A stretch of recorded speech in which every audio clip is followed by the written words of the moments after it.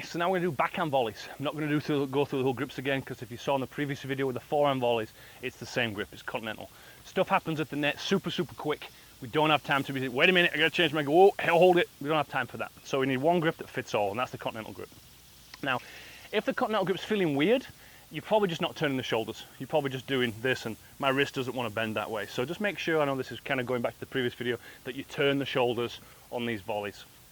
Okay, so again, this is a series of beginner lessons. So we're going to start out with a two-handed volley, which is terrible. You're not going to see any of the best players in the world hitting two-handed volleys.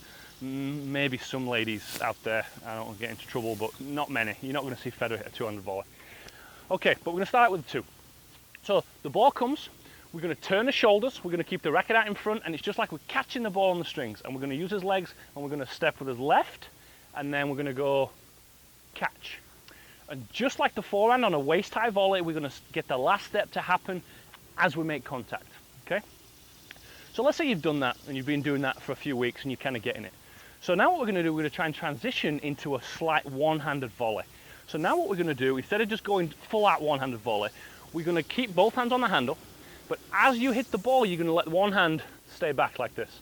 And I find that's a really good way to get someone to start to use just the one hand. So I'm here, I step with my left leg, and then let this one hand go.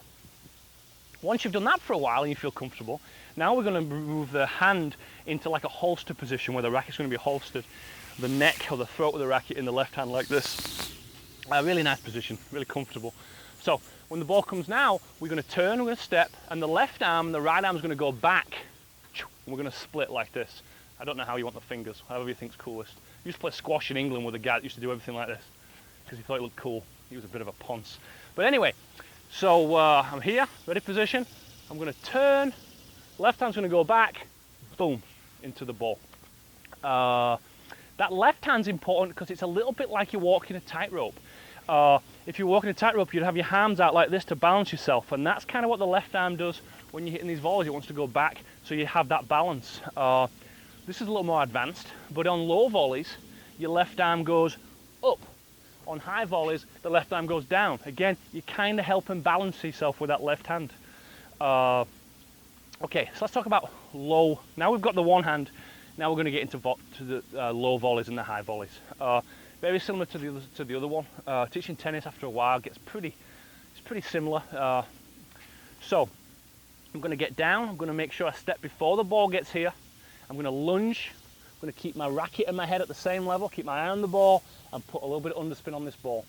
I can have my strings open to the sky, and as long as I have the ability to put underspin on the ball, I can stop the ball from popping up. Being able to hit a little bit of slice on these volleys is really important. A lot of beginners want to have a flat face and they want to help the ball over the net. That's disaster, because that puts top spin on the ball, dive bombing that ball into the net. And then they look at me like, what am I doing? And then so I say, okay, well, open the face. So they open the face and the ball goes flying out. Well, you need to be my coach used to tell me, you need to be able to feel the ball on the strings. You need to be able to feel that ball kind of being held on those strings a little bit. So I'm going to put it all together. I'm going to try and drop the ball and do this all at the same time because my assistant cameraman's fallen asleep. So it's low, down, underneath that ball. We've got a little lunge step. I can see the ball. I'm going to do high volleys. So high backhand volleys, pretty tough.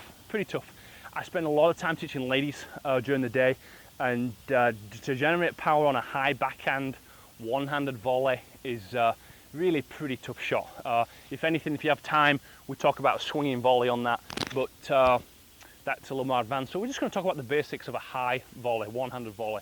So the legs are really important here because I'm not very strong this way. I'm a pretty big guy, but even I struggle getting power this way if I don't use my legs.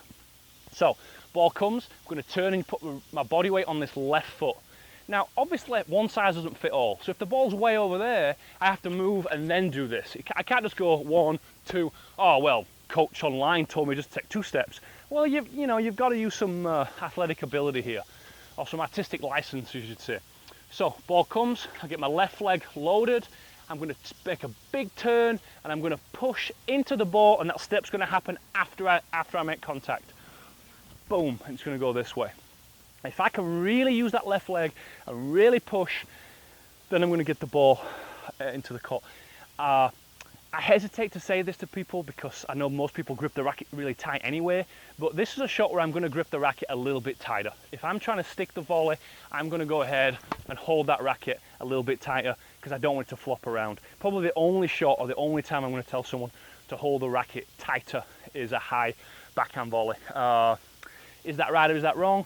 That's the way I do it, so that's the way I teach it. I think we've covered everything there on the net. We're going to do overheads some other time. My name's been Adam Wood. This has been A Touch of Tennis. Please subscribe and I'll see you next time.